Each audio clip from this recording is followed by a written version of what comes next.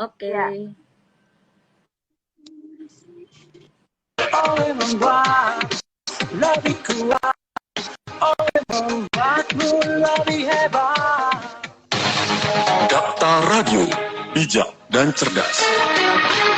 Rekan Dakta pukul 8.09 waktu Indonesia Barat dan saatnya rekan Dakta kita talk show bersama Halal Corner. Nah, biasanya kita membahas terkait dengan apa-apa saja yang halal dan haram. Nah, tentunya semuanya yang kita pergunakan, kita konsumsi harus ada sertifikat halalnya. Dan tentunya kita akan membahas terkait dengan sejarah sertifikasi halal. Dan sudah hadir melalui live Instagram kami di @radiodakta dan di @halalcorner, founder Halal Corner Mbak Aisyah Maharani. Assalamualaikum Mbak Aisyah. Waalaikumsalam warahmatullahi wabarakatuh. Kabar baik Mbak Aisyah? Alhamdulillah baik. Alhamdulillah. Ini foundernya rekan Dakta. Biasanya bersama divisi-divisi membahas terkait makanan, kosmetik, dan lain sebagainya tentang halal haram. Nah, tentunya untuk menjamin kualitas dari suatu produk tertentu harus ada sertifikat halal. Ya tentu di balik itu semua pasti ada sejarahnya Mbak Isa nih, silakan. Iya. Ya, jadi sebenarnya ini kejadiannya tahun 80-an ya. Waktu itu siapa namanya Pak Tri Susanto, seorang dosen dari Universitas Brawijaya itu meneliti beberapa varian produk dan ditemukan saat itu mengandung gelatin, shortening dan lecithin yang juga diduga berasal dari babi. Nah, kemudian hasil temuannya itu diterbitkan di sebuah buletin namanya Kanopi. Nah, jadi geger ya. Jadi akhirnya sampai saat itu drastis lah ya, bahkan jadi isu nasional karena yang tadi saya sebutkan produk susu, kemudian mie instan dan lain-lain itu sampai turun drastis. Nah, kemudian karena kekhawatiran akhirnya didirikan, belum berdiri waktu LPPOM MUI belum berdiri. Kemudian karena ini jadi isu nasional, akhirnya diminta investigasi lebih lanjut dan akhirnya Pak Soeharto saat itu meminta Ketua MUI almarhum Pak Kiai Hasan Basri untuk menyelesaikannya dan tidak menunjuk Kementerian Agama ya, tapi kenapa menunjuk ulama, karena ulama dipercaya oleh umat Islam ya. Nah, akhirnya kemudian selesailah gitu permasalahan ini dan kemudian lahirlah LPPOM MUI. Nah, LPPOM MUI ini merintis sertifikasi halal di Indonesia. Tentu saat itu masih sederhana ya, dan kantornya pun numpang gitu Mbak, numpang di Istiqlal. Ya, jadi numpang di Istiqlal. Kita yang untuk pusat Jakarta numpang di Istiqlal dan MUI pun saat itu belum punya kantor, masih bersatu dengan Masjid Istiqlal. Dan untuk LPPOM MUI pusat yang operasional di Bogor itu juga numpang di IPB ya. Jadi tidak punya kantor sama sekali sampai saya tahun 2012 saya masih di LPPOM, saat itu juga masih belum punya kantor. Masih ikut di IPB, tapi alhamdulillah sekarang LPPOM MUI sudah punya kantor sendiri, MUI pun juga sudah ada tempat sendiri. Itulah ya perkembangan seperti itu. Dan ini luar biasa banget karena untuk sertifikasi halal di Indonesia pun juga berkembang ya. Nah, tahun 2000 waktu itu juga ada isu geger Ajinomoto ya, kalau nggak salah. Iya. Ajinomoto yang geger sampai itu bukan isu nasional lagi, tapi isunya adalah isu internasional ya. Kenapa demikian? Dan memang pada tahun 1980-an itu sampai tahun 2000-an itu sertifikasi halal baru hanya menekankan pada proses dan bahan saja. Tapi belum ada yang namanya sistem jaminan halal. Nah, setelah ada kasus Ajinomoto ini, kemudian teman-teman di LPPOM itu mulai membuat suatu standar ya, yang disebut sistem jaminan halal, dan itu bertahun-tahun bikinnya. Kenapa dibuat sistem jaminan halal itu? Karena untuk memantau ya. Jadi karena adanya laporan, kok udah sertifikasi halal masih menggunakan yang haram gitu ya. Kok ini ada bakso babi ada label halalnya segala macam gitu ya. Nah, itu yang saat itu banyak kejadian-kejadian setelah disertifikasi halal ternyata produsennya ada yang nakal. Nah, untuk menghindari kenakalan produsen ini supaya setelah diaudit, setelah dapat sertifikat halal itu masih menggunakan produk yang atau bahan yang halal, prosesnya yang halal, maka dibuatlah sistem jaminan halal. Nah, sistem jaminan halal ini yang berfungsi untuk mengawasi yang namanya produsen. Jadi setiap 6 bulan sekali itu produsen harus punya laporan ya ke lembaga yang berwenang. Di sini kalau sekarang adalah BPJPH ya. Kalau dulu masih ke MUI. Jadi kalau PPOM itu ada pelaporan per 6 bulan sekali itu untuk memastikan bahwa mereka continue menggunakan menggunakan bahan-bahan dan proses yang halal.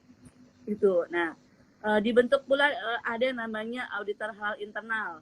Kalau sekarang berubah dalam undang-undang disebutkan penyelia halal. Ya. Nah, ini LPPOM MUI dari tahun 80 sampai tahun 2019 itu masih memegang sertifikasi halal. Nah, karena sertifikasi halal ini sudah diakui standar internasional ya, maksudnya lembaga-lembaga luar negeri juga belajar ke LPPOM MUI menggunakan standar. Masya Allah, ini yang tidak diketahui oleh masyarakat Indonesia bahwa standar halal di Indonesia itu banyak diadopsi oleh negara-negara lain ya. Bahkan tiap tahun itu banyak lembaga halal luar negeri atau perusahaan luar negeri itu training di Indonesia gitu. Kalau dulu sebelum pandemik itu tiap tahun itu pasti ada lembaga-lembaga halal yang itu dia belajar ke Indonesia untuk belajar auditing dan lain-lain. Nah, itu yang harusnya sebagai orang Indonesia kita bangga ya bahwa LPPOM MUI ini standar halalnya diakui di dunia. Nah, karena halal ini tidak bisa dikeluarkan hanya dari sebuah lembaga NGO kayak gitu ya. Nah, harus ada kekuatan yang mengokohkan. Nah, apa sih kekuatan yang mengokohkan? Itulah legal. Akhirnya sertifikasi halal kemudian diambil alih oleh Kementerian Agama. Di sini di bawah BPJPH ya. Badan Penyelenggara Jaminan Produk Halal, sehingga nanti kalau misalnya teman-teman mau ekspor itu lebih mudah lagi karena si sertifikat halal itu dikeluarkan oleh BPJPH, tapi tetap prosesnya masih harus harus menggunakan fatwa MUI. Jadi setelah ada fatwa dari MUI, maka negara baru boleh mengeluarkan sertifikat halal. Nah, sertifikat halal antara negara ini yang itu akan lebih mengokohkan lagi produk lokal yang akan go internasional. Jadi itulah secara singkat perjalanan sertifikasi halal di Indonesia. Baik. Jadi tentunya untuk kehidupan kita juga lebih baik lagi. Tapi Mbak, kalau dilihat, mengapa sih Mbak perlu disertifikasi halal, Mbak? Ya, ini yang jadi kemarin lagi rame, ini juga ya. Iya. Aku tuh sampai dihujat gitu ya, Benar. gara-gara menjelaskan status. Sebenarnya saya tidak disebut mengharamkan, bahkan ada yang lebih lucu lagi, menyebutkan subhat sama dengan haram, itu pasti nggak ngaji ya orangnya ya. Karena subhat ya subhat, haram ya haram, halal ya halal. Jadi nggak ada namanya subhat itu haram. Nah, ini yang juga orang tidak ketahui. Kalau pada zaman Rasulullah kan proses teknologi pangan itu sederhana ya. Mungkin kalau anak di sini ada yang hadir anak-anak pangan itu pasti ngerti deh.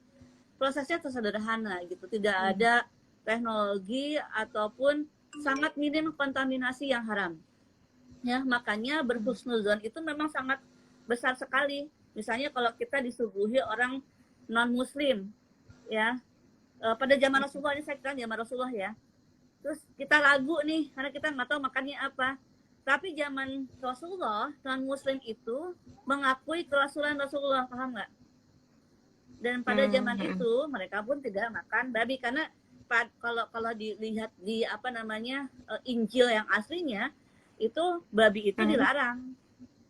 Jadi Yahudi, Nasrani, Islam itu melarang yang namanya makan babi ya gitu. Yang dikhawatirkan sebenarnya bukan babinya, tapi justru lebih ke homernya sih ya. Jadi kalau misalnya saat zaman Rasulullah itu lebih khawatir kepada bekas wadah homer. Nah, karena sekarang teknologi berkembang, yang halal memang banyak. Kalau kita lihat kaidah fikih, segala satu itu halal sampai ada keterangan yang mengharamkan. Betul, itu memang segala satu yang halal memang banyak.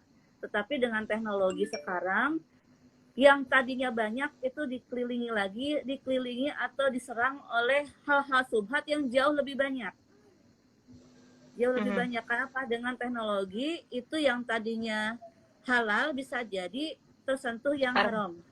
Nah, kita nggak tahu nih produk-produk yang digunakan atau yang kita konsumsi itu jelas nggak sih halalnya, ya? Kenapa demikian? Karena kalau misalnya contohnya aja,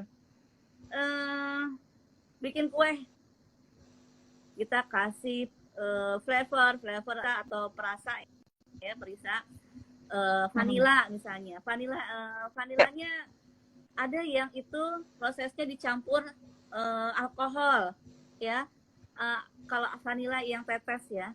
Nah, si alkoholnya ini sumbernya dari mana nih? Kita nggak tahu, dari produksi miras kah atau tidak. Atau yang lebih sederhana lagi misalnya selai. Kita kan sering beli selai nih buat sarapan roti. Itu kok kalau kita secara logika selai biasa nih, misalnya hanya dari buah-buahan semata, itu cukup gula. Ya, gula sama buahnya gitu ya. Tapi supaya nanti dia bisa tidak menggumpal dan lain-lain, supaya bisa enak itu ya, misalnya tidak terlalu cair, pasti kalau di zaman sekarang kan dikasih bahan tambahan. Salah satunya gelatin. Nah, gelatin ini bisa datang dari hewan yang diharamkan. Nah, itu kita harus menjelaskan. Nah, si gelatinnya ini asalnya dari mana? Kalaupun dikasih pewarnanya pun juga asalnya dari mana? Kalaupun ditambah perasa, karena kalau cuma misalnya stroberi doang mungkin belum kuat rasanya, dikasih perasa stroberi. Perasa stroberinya itu bagaimana? Halal atau tidak? Nah, hal-hal itulah yang menjadikan ranah subhat. Makanya dengan kasus yang tahun 98 itu menegaskan bahwa kalau kita tidak memeriksa produk-produk yang ada itu ya beredar di Indonesia, kehalalannya akan sangat banyak yang namanya kasus ketidakhalalan. Itulah fungsinya sertifikasi halal. Sebenarnya ada yang bilang itu cuma perkara administrasi doang. Oh, nggak bisa. Justru di sini saat itu Pak Soeharto almarhum kenapa menyuruh para ulama untuk segera bertindak supaya menenangkan ya. Jadi MUI untuk menenangkan umat Islam. Nah, dengan cara adanya sertifikasi halal. Jadi kalau kita mengkonsumsi yang sudah bersertifikasi halal berarti dijamin sama ulama. Begitu Mbak ya analoginya. Jadi ini bukan perkara MUI cari duit. Ini yang lucu nih Mbak, ada bahasan kayak gitu. MUI cari duit. Kita masuk WC aja masih bayar Mbak ya. Gitu. Apalagi ini yang ibaratnya adalah sertifikasi yang kita menghadirkan ahli-ahlinya. Ada auditor halal. Masa kita bayar auditor halal pakai daun kelor kan nggak mungkin gitu ya. Nah, jadi kita harus sebagai manusia, sebagai umat Islam juga nggak boleh zolim.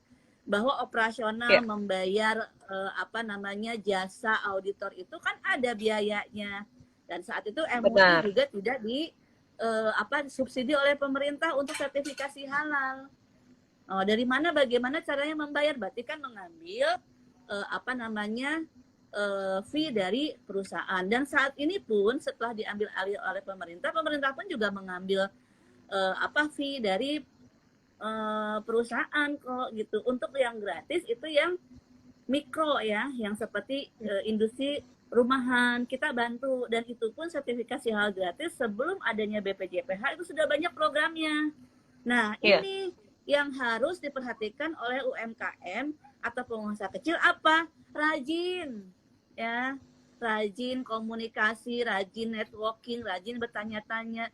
Jadi nggak ada istilah Kalau warung Tegal kayak gitu kan nggak mungkin. Mungkin kalau di tempat saya di Bogor warung Tegal udah ada yang sertifikasi halal.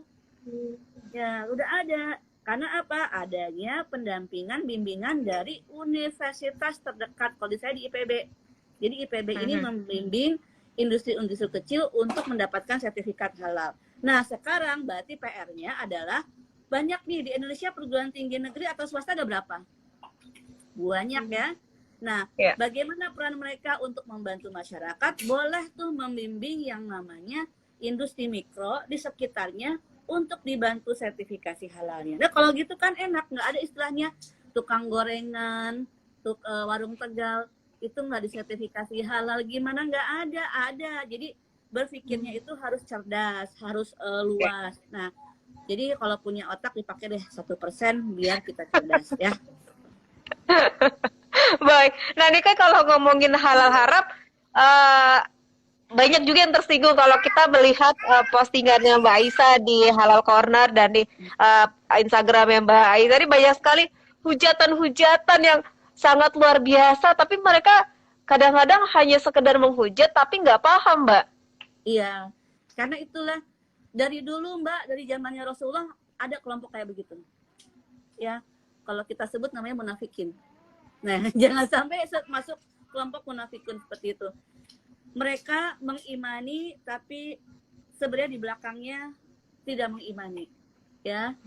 Padahal standar kok banyak misalnya gini, cukuplah kita yang namanya orang Muslim klaim halal karena saya pakai niqab, saya jualan, halal loh insya Allah. Nggak bisa. Kalau zamannya MUI itu sukarela ya, jadi tidak diwajibkan. Justru sekarang dengan pemerintah ini mengambil sertifikasi halal jadi wajib. Jadi bagi produsen atau misalnya pelaku usaha yang kategorinya masuk dalam Undang-Undang Jaminan Produk Halal nomor 33 tahun 2014, sampai panjang ngomongnya ya gitu kan.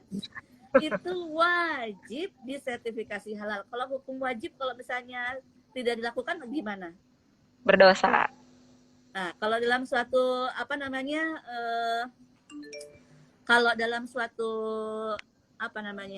undang-undang berarti kalau yang kewajiban ini tidak dilakukan berarti ada sanksi pidana, benar nggak? Iya, nah, kedepannya ini karena masih penyelesaian, jadi insya Allah kedepannya bagi produsen yang tidak mau mensertifikasi halal produknya dan itu dia masuk kategori yang wajib disertifikasi halal akan diberikan label non halal. Nah, saya mah senang. jadi kan enak, kita cari aja udah halalnya, benar nggak sih? Nah, itu pemerintah jauh lebih keras lagi, makanya saya tuh suka agak kesel ya, Mbak Ulfa, kalau misalnya ada orang yang MUI cari duit, MUI begini lah, ente nggak kerja di situ gitu, tahu benar gitu kan ya. Nah, sekarang dengan kewajiban dari pemerintah justru ini membuat pelaku usaha ketar-ketir loh, demi Allah ya gitu kan. Ini sekarang gimana mesti wajib, mereka sekarang kan mulai melakukan banyak proses sertifikasi halal. Alhamdulillah sih, kalau saya sih senang-senang aja dengan upaya pemerintah ini, justru kita harus Iya, Mbak Aisyah selama dulu kan pernah bekerja di LPPOM MUI ya. Nah, bagaimana istilahnya mengedukasi ke masyarakat dan juga proses-proses yang dilakukan di MUI terhadap sertifikasi halal ini? Gimana Mbak, diulang, punten? Ya, dulu kan Mbak Aisyah kan pernah ada di LPPOM MUI ya. Ya, bagaimana bisa mengedukasi masyarakat agar bisa melakukan sertifikasi halal dan tentunya proses-proses yang dilakukan oleh LPPOM MUI untuk mengeluarkan kata halal kepada produk tertentu gitu, Pak. Kalau saat itu ketika saya masih kerja di LPPOM MUI, kita ada yang namanya bagian divisi sosialisasi halal. Jadi teman-teman dari sosialisasi halal ini yang tugasnya mengedukasi baik melalui majlis taklim atau misalnya membuka kelas-kelas untuk pelaku usaha ya, untuk sertifikasi halal dan lain-lain.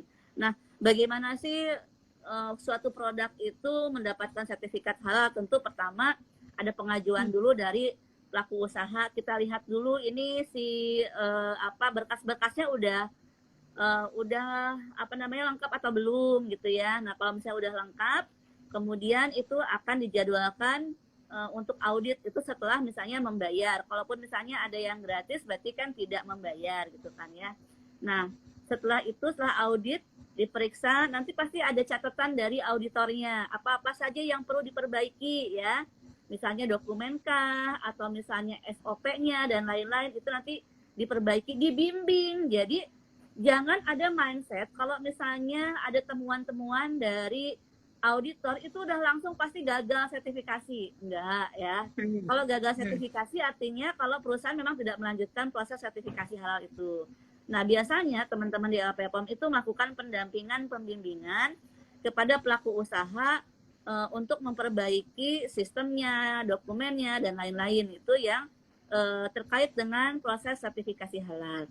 Nah, nanti setelah semuanya beres, baru diajukan ke Komisi Fatwa MUI. Jadi satu-satu nih Mbak, setiap berita acara yang masuk, itu dibacain satu-satu sama tim LPPOM MUI, mulai nama perusahaan dan lain-lain, ingredientnya, mereknya, terus dilihatin ini produknya seperti ini. Jadi kalau misalnya ada permintaan sampel dari MUI atau misalnya dari lembaga berwenang, karena kita kan harus memperlihatkan kepada ulama ini loh Pak, Bu, yang namanya produksi A gitu kan. Nah, kita lihat kemasannya kayak gimana gitu, apakah sesuai dengan syariat atau enggak. Nah, ini yang akhirnya bisa baru memutuskan kalau misalnya semua sesuai dengan standar halal, baru dinyatakan lulus uji halal dan diberikan fatwa bahwa produknya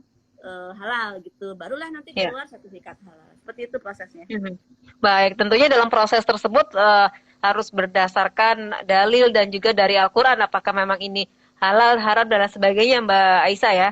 Iya. Nah, fungsi auditor halal ini yang nanti juga membantu perwakilan dari misalnya lembaga pemeriksa halal atau lembaga auditor halal ini untuk menyampaikan bahan-bahan, karena kan kalau ulama nggak ngerti ya, ulama belum tentu mengerti bahan-bahan. Nah, fungsinya lembaga pemeriksa halal ini adalah membantu ulama untuk menyampaikan si bahan-bahan ini gitu. Nanti disampaikan di rapat komisi fatwa.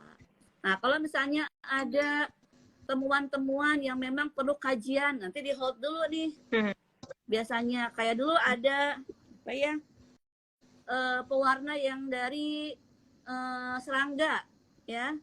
Jadi serangganya dibakar, kemudian dicelupkan ke air dan berubah menjadi warna merah. Nah, itu kan masih statusnya gimana, boleh nggak nih gitu ya. Akhirnya dikaji oleh fatwa ulama dan dihadirkan ahlinya. Jadi ketika ulama itu berfatwa, misalnya hal-hal yang memang beliau ini nggak ada pengetahuannya, itu didatangkan ahlinya. Jadi nggak sembarang, ya. Didatangkan ahlinya, kemudian menjelaskan gimana sih proses atau misalnya kayak dulu ada kepiting kan ada ini ya, ada pro kontra. Nah, didatangkan si ahlinya nih, ya.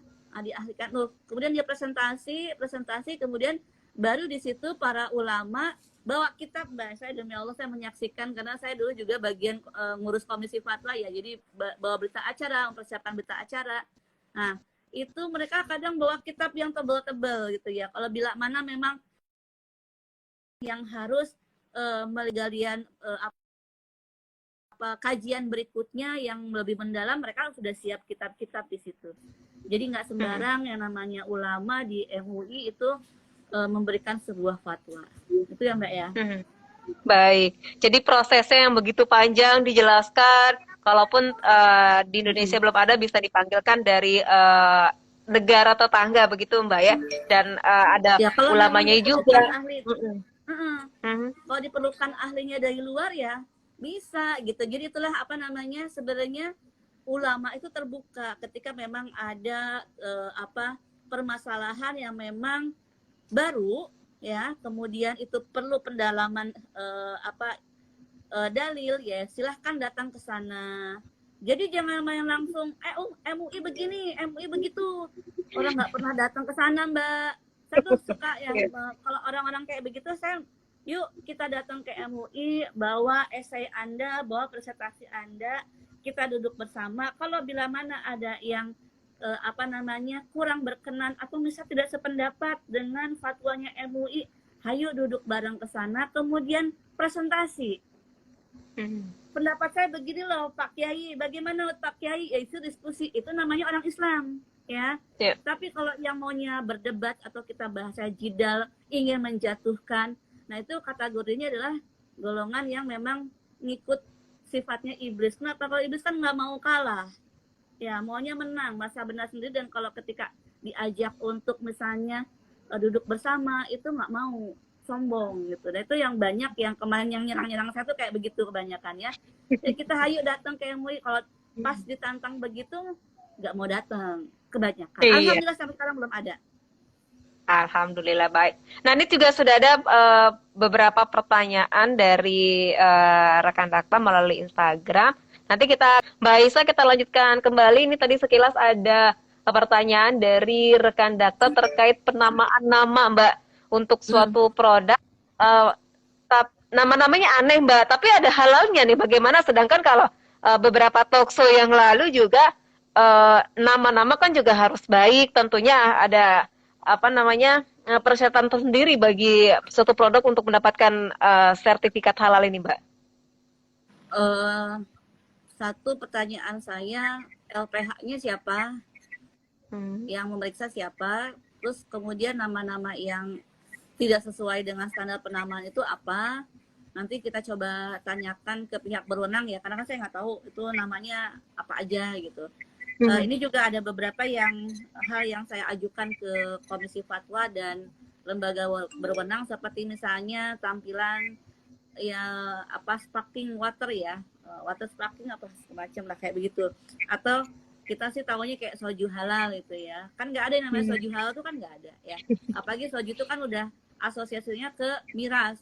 Nah, sudah begitu juga bentuk botolnya juga seperti botol soju yang ada di drama-drama Korea gitulah. Nah, ini juga saya pertanyakan kepada Komisi Fatwa dan juga pihak berwenang, tapi belum ada tindak lanjut. Saya bilang kalau memang ada PP yang saya terlewat masalah ini, tolong diinfokan.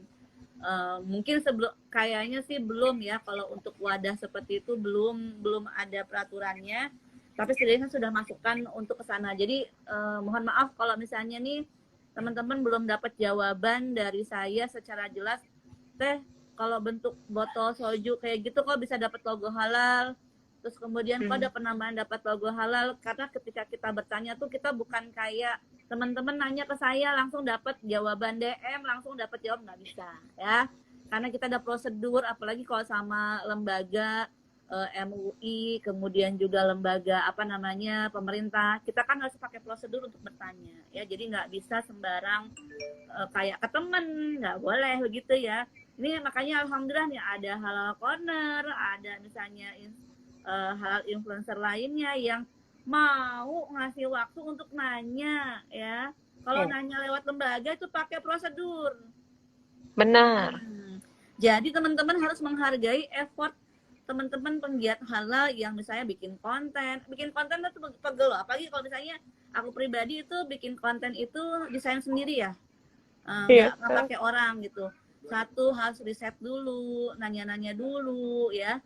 Kalau misalnya memang belum ada info, aku cari-cari info dulu, bikin desainnya. Belum kita juga kan punya kehidupan lain, nggak cuma hanya di online atau duduk bikin konten, enggak ya gitu. Jadi hargailah teman-teman yang memang mereka meluangkan waktu untuk mengedukasi.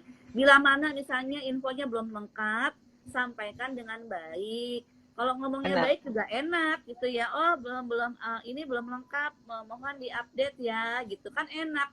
Enggak yang langsung jidal di komen, gimana sih gitu kan ya. Kalau nggak suka ya nggak usah di follow, skip aja gitu. Jadi kalau bertanya langsung ke lembaga mungkin agak takes time ya, tapi kalau misalnya sama kami kan biasanya langsung di follow up ya. Nah, walaupun saya nggak semua pertanyaan, kadang kalau model saya kayak misalnya produk aku spill aja kayak produk Gecko, Betok, terus kemudian apalah yang sering ditanyain, kan sebenarnya udah sering dikasih tahu ya, itu belum. Atau kita cek sendiri di websitenya si halal, websitenya halal MUI, sebenarnya kan bisa cari sendiri. Tapi entah kenapa masih aja nanya-nanya, padahal sudah sering. Nah, kita tuh sabar. Kadang ada teman-teman influencer yang bilang, teh sabar amat sih masih mau jawabin, teh sabar amat sih mau bikinin konten. Karena saya berpikirnya gini, saya melihatnya ke kisah Rasulullah ketika ada orang yang bertanya sama beliau, kemudian beliau bermuka masam. Kemudian Allah tegur, abasa wa tawalla, janganlah kamu bermuka masam. Gitu. Jadi masih sabar. Nah, tapi kalau saya bukan Rasulullah ya, gitu kan. Jadi kalau misalnya ada galak dikit, kemudian merasa nggak enak, wajar. Yang namanya kita udah capek-capek, kemudian nggak sebel juga gitu ya. Wajar. Saya bukan ustazah, bukan ulama. Jadi masih kayak, ya saya mak-mak lah gitu. Jadi kadang suka ada keluar emosinya, mohon maaf ya. Jadi itulah manusia. Baik. Nah, dengan Halal Corner ini istilahnya bisa menjadi jembatan dari LPPOM MUI ataupun lembaga halal lainnya yang masyarakat harus tahu bahwa ini halal dan tidak, Mbak ya? Iya, jadi kami memang sudah mendeklarasikan kepada pihak pemerintah, kepada pihak MUI, kepada pihak lembaga-lembaga pemeriksa halal lainnya, bahwa kami adalah mitra gitu ya. Jadi bila mana memang ada aduan, ada keluhan, ada curhatan yang itu terkait dengan sertifikasi halal, dan kita bisa bawakan atau sampaikan kepada pihak-pihak itu, ya insya Allah kita sampaikan. Itu. Jadi kami di sini mitra. Jadi kita mendukung siapapun itu yang ingin memajukan industri halal. Nah, jangan sampai produk halal itu yang nomor satu bukan Indonesia. Karena yang nomor satu itu adalah Amerika. Gimana ceritanya? Atau untuk produk yang kemasan, yang misalnya snack-snack itu yang menjuari adalah Thailand. Oh, gimana ceritanya? Karena apa? Kalau di sana kan mereka melihat pangsa pasar muslim, ya nggak? Ya. Nah, melihat pangsa pasar muslim. Nah, mereka akhirnya bergiat untuk mensertifikasi produk yang dibutuhkan oleh muslim. Seharusnya Menarik. Indonesia Muslim ya ke yang sana juga. Indonesia itu target utama dari banyak negara untuk masuk ke Indonesia. Makanya sekarang diwajibkan, karena apa? Salah satunya untuk proteksi, ya, proteksi ke produk lokal Indonesia supaya nggak kebanjiran produk halal dari luar, dan itu murah misalnya. Mati nggak? Matilah produk itu. Itu yang kedua adalah melindungi umat Islam Indonesia supaya tidak mengkonsumsi produk non halal dari luar, makanya diwajibkan gitu. Jadi berpikirnya jangan negatif melulu, coba berpikirnya dengan kasih sayang. Oh, ada nih bahwa ingin ada bentuk proteksi bagi umat Islam Indonesia. Oh, ada bentuk proteksi untuk pengusaha lokal Indonesia, ya. Jadi jangan sampai kebanjiran produk halal yang dari luar, kemudian produk lokal Indonesia mati gitu. Jadi berpikirnya harus positif. Baik, tapi banyak sih Mbak yang berpikir ini kan Indonesia negara mayoritas, selama tidak ada babi dan lain sebagainya pasti halal begitu Mbak.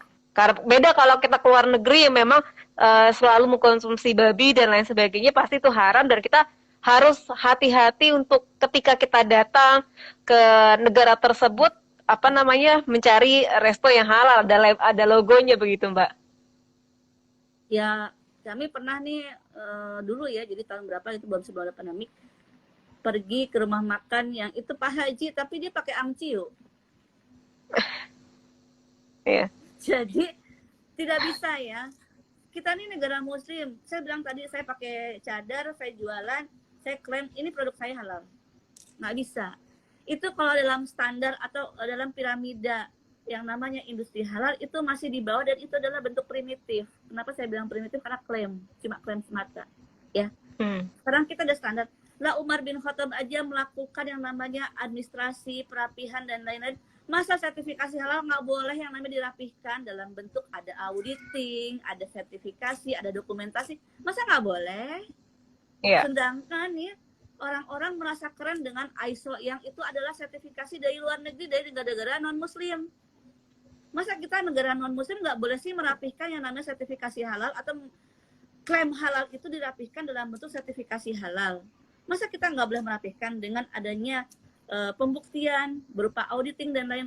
Mikirnya harus logis, jangan mikirnya yang primitif terus gitu ya. Kalau saya bilang itu primitif, nggak bisa yang namanya kita sekedar klaim tanpa ada pendampingan atau audit dari orang-orang yang berkompeten dan berwenang. Itu orang luar aja bikin sertifikasi untuk food safety, untuk HCCP, untuk dan lain-lainnya. Kita mau ngikut tanpa ragu. Kenapa ini yang justru mengakomodir umat Islam Indonesia? Kenapa dipertentangkan terus? Itu yang saya heran. Apa sih? Apakah Anda sesuatu yang terselubung sehingga itu merusak pundi-pundi Anda? Aku nggak tahu gitu ya. Jadinya kita nggak ngerti, sehingga akhirnya dibuat narasi yang seolah-olah sertifikasi halal sama dengan haram. Nggak pernah yang namanya kami ini di MUI itu menyatakan seperti itu, nggak. Demi Allah nggak pernah saya 12 tahun kerja di sana, 13 tahun deh, 13 tahun kerja di LPPOM MUI, saya nggak pernah mendengar lembaga itu menyatakan produk yang memang belum jelas halal haramnya itu haram. Dan saya juga, saya pribadi demi Allah nih ya, Mbak Upa jadi saksinya demi Allah, saya juga belum pernah mengharamkan sesuatu yang belum jelas. Yang kami pakai, yang saya pakai, saya mengikuti panduan waktu saya bekerja adalah subhat ya. Jadi subhat itu antara belum halal, belum jelas halalnya, belum.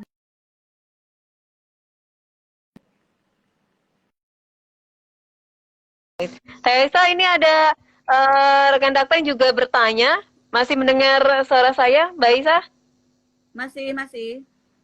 Ya, ini bagaimana caranya mengedukasi ke orang-orang terdekat tentang sertifikasi ini? Karena kadang-kadang kita dibilang sok tahu, sok ngerti, sok alim dan lain sebagainya. Padahal kita tahu produk yang tersebut itu yang belum jelas viral produknya, Mbak Isa. Kita ini hanya menyampaikan, hidayah itu milik Allah, itu ya. Jadi kalau belum terbuka, berarti memang Allah belum berikan hidayah. Dan kita harus bersyukur bahwa kita dikasih sama Allah hidayah, dikasih pertolongan sama Allah, dan kasih sayang sama Allah apa berupa keinginan dan perasaan untuk menjaga yang halal. Tidak semua orang bisa seperti itu pertolongan Allah ya. Inilah ya. Jadi kalau dibilang sok suci, ya emang saya kan nggak main tanah. Bahkan kalau main tanah pun tayamum bisa kan, suci dalam debu itu kan, nggak masalah. Atau fanatik, memang kita fanatik sama agama. Kalau kita sama agama asal-asalan, nanti gimana kita bertanggung jawab sama Allah itu ya. Atau misalnya sotoy banget sih gini-gini, loh saya memang sok tahu karena saya belajar. Kalau Anda kan nggak belajar, jadi Anda nggak sok tahu gitu aja. Jadi ngadepin yang kayak gitu mah santai. Jadi kalau saya pribadi, kalau dihujat kayak gitu sih nggak masalah ya. Kalau dihujat misalnya bodoh lah apa segala macam, itu no problem. Tapi yang saya sekarang sedang mengajak mubahalah beberapa orang dan sekelompok orang yang menyebarkan kedustaan ya. Jadi sekarang ini lagi disebarkan tadi narasi tadi bahwa saya mengharamkan. Nah, itu nggak bisa, karena itu udah kaitannya dengan hukum syariat ya. Bahwa saya nggak pernah mengharamkan sesuatu yang belum jelas halalnya. Sampai memang jelas itu halal atau haram, baru saya bisa menginformasikan. Dari mana sih saya mengambil data-data? Ya saya ngambil datanya dari lembaga yang berwenang, bukan asal-asalan. Saya juga nggak berani, saya bukan ulama gitu ya. Ini yang harus teman-teman pahami, bahwa saya nggak bisa ngambil suatu fatwa ataupun itu, karena saya bukan ahlinya.